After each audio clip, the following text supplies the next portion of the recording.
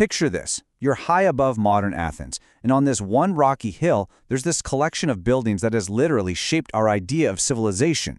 That, right there, is the Acropolis. And today, we're going to peel back all those layers of marble and myth to really get at why its story still matters so much. So, what's the big deal? I mean, why has this one hill managed to capture the world's imagination for 2,500 years? What is it about these ancient buildings that still brings in millions of people? It's definitely not just about some pretty ruins, you know. The Acropolis is so much more. It's a symbol of these incredibly powerful ideas that have just echoed through all of history. Okay, so first things first. You really can't get your head around the Acropolis without understanding its incredible scale. I mean, this was never just a temple. No way. It was a statement. It was this massive icon designed to completely dominate the hill and the whole city below. And to put that into perspective for you, the entire site covers over 50,000 square meters. That is huge. It's this massive, sprawling complex of temples and public spaces, and the whole thing was designed so you could see it from miles away, just completely owning the Athenian skyline. And right at the heart of it all, you've got the Parthenon. It stands 45 meters tall. Now, to give you an idea, that's like a modern 15-story building. But here's the crazy part. Just imagine for a second. They built this without a single steel crane. This was all human ingenuity, ropes, and pulleys. Absolutely incredible. But look, it's not just about being big. The Acropolis is a total masterpiece of design. It's like a literal blueprint of architectural genius. So let's dive in and take a look at what makes its construction so special. Okay, so all the buildings up on the Acropolis are basically the ultimate example of what we call the classical Greek style. And if you're going to remember two words here, make them harmony and proportion. See, for the ancient Athenians, it wasn't enough to just build something big and strong. It had to be, well, mathematically beautiful. Everything had to be perfectly balanced. And you can see this style perfectly on the Parthenon. There are two key features that really define it. First, you've got those powerful Doric columns that give it all that strength. And second, there's that incredible mythological frieze that tells its story. Let's break those down a bit.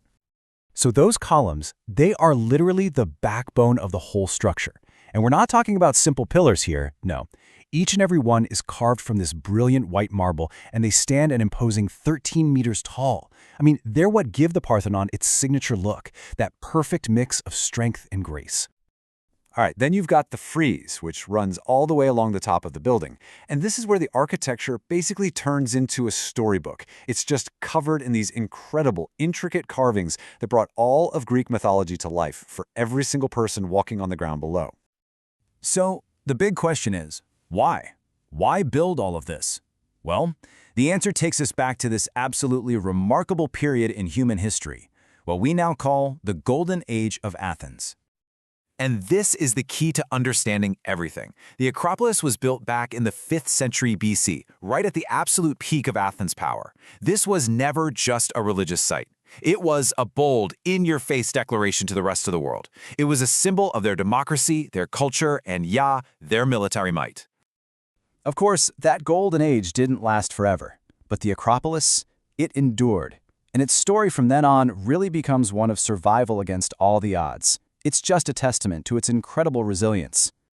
And what a wild ride it's been. I mean, just look at this timeline. After that golden age of construction, the Acropolis faced centuries of absolute turmoil. We're talking earthquakes, fires, wars, neglect, you name it. Honestly, the only reason we can still see it today is because of this incredibly painstaking restoration work that started back in the 19th century and is still going on as we speak. So that brings us right up to the present day. Because the Acropolis, it's not just some dusty relic of the past. Not at all. It's a living, breathing legacy that you can still go and experience for yourself. And if you do get to visit, you'll see right away that it's so much more than just one building. I mean, you have the iconic Parthenon, of course, but you've also got the beautiful, almost jewel box-like Temple of Athena Nike. And then, right at the foot of the hill, is the amazing Acropolis Museum, where they keep all the original sculptures safe. So, for anyone out there thinking of going, listen up. Here's how you make the most of it. First, take a guided tour. It's honestly essential to really understand the stories behind the stones. Second, you have to visit the museum. Seeing those original sculptures up close, total game changer. And finally, my personal favorite tip, stay for sunset. Watching that golden light hit the marble, well, it's an experience you will never, ever forget. So we kind of end up right where we started. The Acropolis stands as this powerful symbol of ideas that were literally built to last. Ideas like democracy, art, and philosophy. And that really leaves us with a question for our own time, doesn't it? 2,500 years from now, what will people see when they look back at what we built? What are the ideas that we're creating that will be strong enough to truly endure?